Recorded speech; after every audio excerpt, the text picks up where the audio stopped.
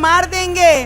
अरे तुम्हारे जैसे कितने उखाड़ के फेंक दिए। तुम्हारे में दम होगा ना, सिर्फ बांध के पास पैर रख के दिखाओ, पूरा पाकिस्तान उड़ाने की ताकत। नवनीत राणा डरने वालों का नाम नहीं है।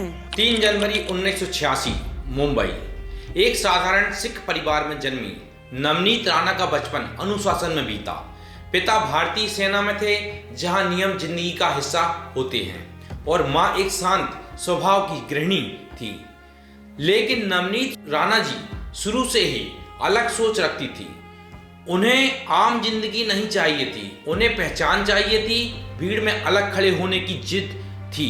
पढ़ाई 10वीं तक हुई, लेकिन उनका मन किताबों से ज्यादा कैमरे और स्टेज की ओर भागता रहा। मैंने बहुत छोटी उम्र में तय कर लिया था कि मुझे अपनी पहचान खुद बनानी है। मुंबई में कदम रखते ही असली संघर्ष शुरू हुआ। ऑडिशन, रिजेक्शन और लंबा इंतजार। कई बार लगा कि सपना यहीं टूट जाएगा, लेकिन नवनीत राणा पीछे हटने वालों में से नहीं थी। आखिरकार उन्हें साउथ इंडियन सिनेमा में मौका मिला।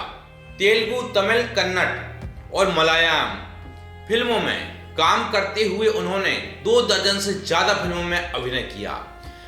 भले ही वे सबसे बड़ी सुपरस्टार ना बन पाई हो, लेकिन कैमरे से डर उनका खत्म हो गया। यही से उनमें आत्मविश्वास आया, जो आगे चलकर राजनीति में उनकी सबसे बड़ी ताकत बना। फिल्मी करियर के दौरान ही उनकी जिंदगी में रवि राणा आए। महाराष्ट्र की राजनीति में एक तेज और बेबाक नेता। पहले बातचीत, फिर दोस्ती और फिर धीरे धीरे रिश्ता गहराता चला गया। एक तरफ फिल्मी दुनिया की अभिनेत्री, दूसरी तरफ राजनीति का मैदान। यह रिश्ता शुरू से ही चर्चा में रहा। रवि जी ने मुझे हमेशा मजबूत बनाया, चाहे हालात कैसे भी हो, उनका कहना। 3 फरवरी 2011 को दोनों ने शादी की, लेकिन यह शादी भी आम नहीं थी। बाबा रामदेव जैसे बड़े नाम मंच पर थे। यह सिर्फ निजी फैसला नहीं था, बल्कि एक सामाजिक और राजनीतिक संदेश था। इस दिन के बाद साफ हो गया कि नवनीत की जिंदगी अब सिर्फ फिल्मों तक सीमित नहीं रहने वाली है। राजनीति में पहला बड़ा इतिहास 2014 में आया। लोकसभा चुनाव लड़ा, लेकिन हार मिली। यह हार किसी भी नए नेता को तोड़ सकती थी, लेकिन नवनीत राणा जी ने इसे अपनी हार नहीं, अपनी सीख और समझ में बदल डाला, और 2019 में अमरावती से निर्दलीय उम्मीदवार के रूप में चुनाव लड़ा। इस बार नतीजा अलग था, जीत।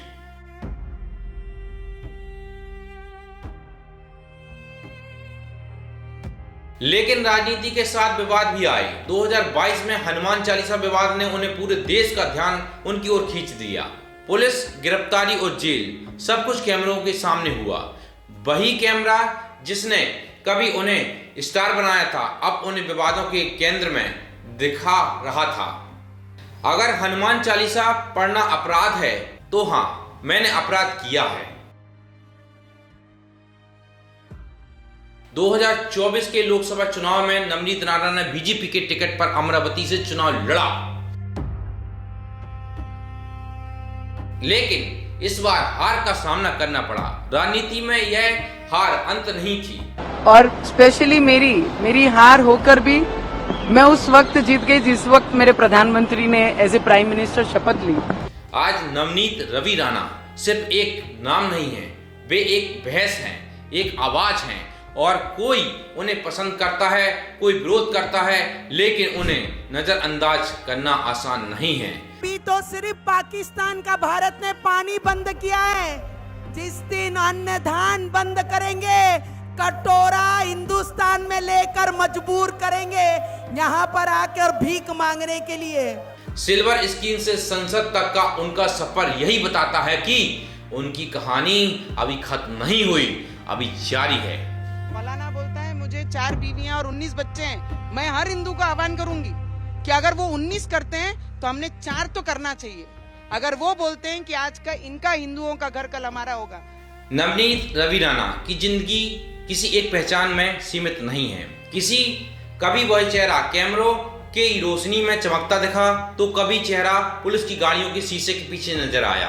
उनकी कहानी उतार चढ़ाव, टकराव और हिम्मत से भरी हुई है। यही वजह है कि जब भी उनका नाम सामने आता है, बहस अपने आप शुरू हो जाती है।